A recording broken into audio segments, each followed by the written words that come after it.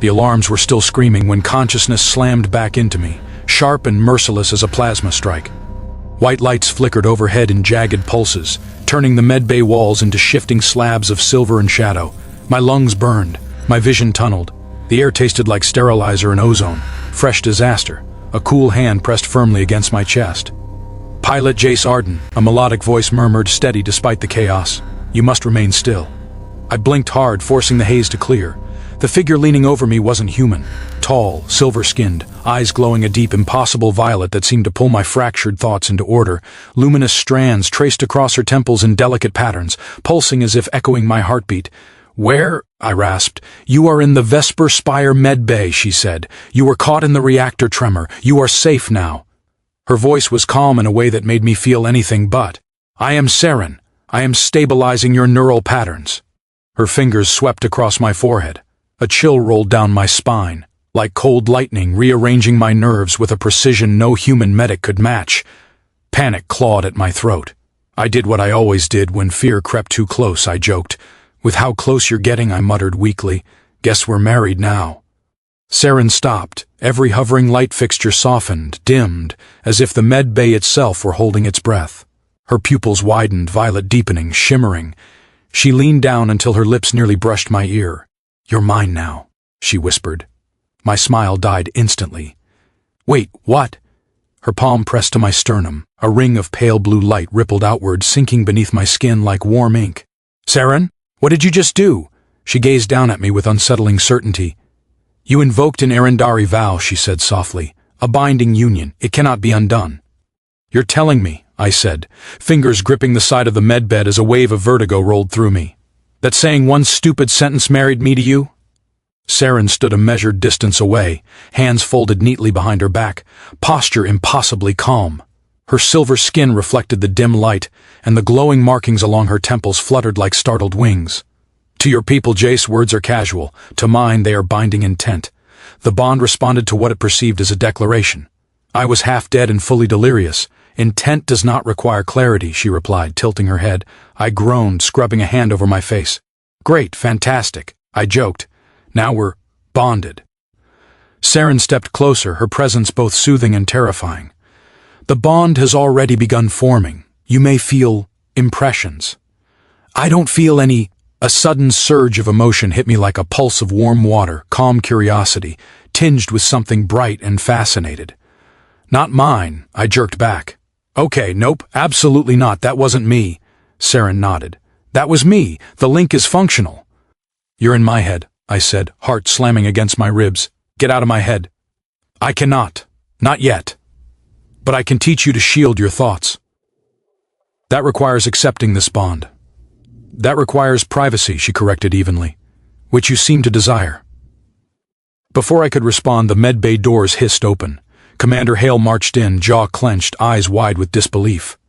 "Arden," he snapped, "tell me you did not just form a permanent union with an Arendari medical officer." "I didn't mean to," I shouted. Saren moved instantly, stepping between us with quiet authority. "You will not raise your voice at my bonded." Hale's face paled. "This is a diplomatic nightmare." I sighed, defeated. "All because I joked about being married." Saren's lips curved faintly. "And now it is truth. The bond didn't just affect my emotions. It crept into every corner of my senses, blurring the lines between mine and Saren's. At first it was small things, flashes of colors I'd never seen, faint echoes of her thoughts like whispers behind a wall. But as hours passed, the connection deepened, tugging at parts of me I didn't know existed. I could feel her presence even when she wasn't in the room, like gravity pulling on my chest. Then the attack started.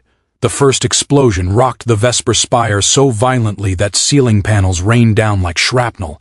I barely had time to react before Saren grabbed my wrist and yanked me toward a maintenance hatch.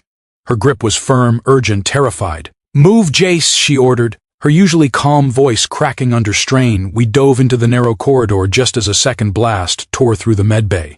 The shockwaves slammed into us, sending me sprawling.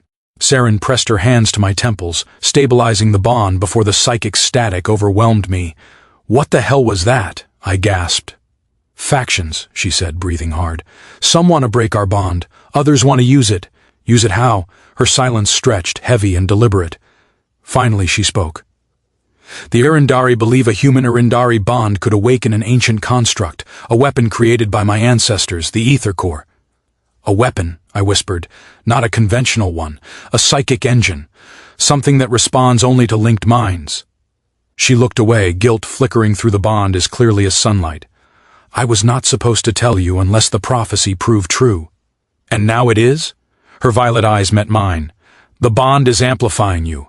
You're seeing my memories, feeling my emotions. You are resonating with what only my people can access. Another explosion rippled through the station. Saren grabbed my hands. Jace, they are coming for us. And for the first time, I felt her fear, not through sight or sound, but directly, raw and trembling inside my own mind. The shuttle bay was collapsing into chaos by the time we reached it. Sirens wailed over the roar of rupturing fuel lines, sparks showered from torn conduits, and armed factions clashed across the platform in violent bursts of light. Every emotion in the room slammed into me at once.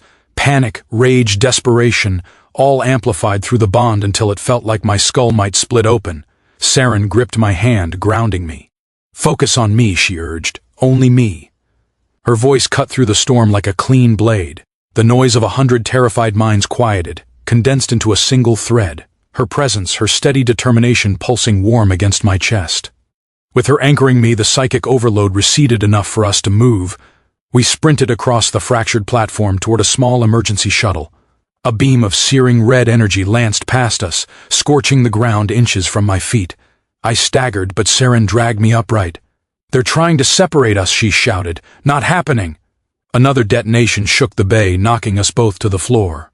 Metal groaned overhead as a cargo crane toppled. I braced for impact, but a shimmering barrier flared around us, absorbing the falling debris. It radiated outward from us both, a pulse of brilliant blue light fueled by instinct rather than thought. I stared. Did we do that? Yes, Saren breathed, awe rippling through the bond. Our minds acted as one. With the shield fading, we scrambled into the shuttle. Blaster fire ricocheted off the hull as the hatch slid shut. Saren leapt into the pilot's seat, fingers flying across controls, while I strapped in and felt the entire ship respond to our combined fear and resolve. The engines roared. The shuttle blasted free of the bay just as an explosion consumed it in fire. Stars streaked past the cockpit window as we pierced the darkness. Saren reached for my hand again, her voice soft but unshakably certain. We cannot go back, Jace. From here on, our fates are intertwined. I squeezed her hand, feeling the bond pulse warmly between us. So, I said quietly, I guess this is the part where I trust you completely. Her eyes glowed like distant galaxies. Yes, she whispered, and together we will survive what comes next.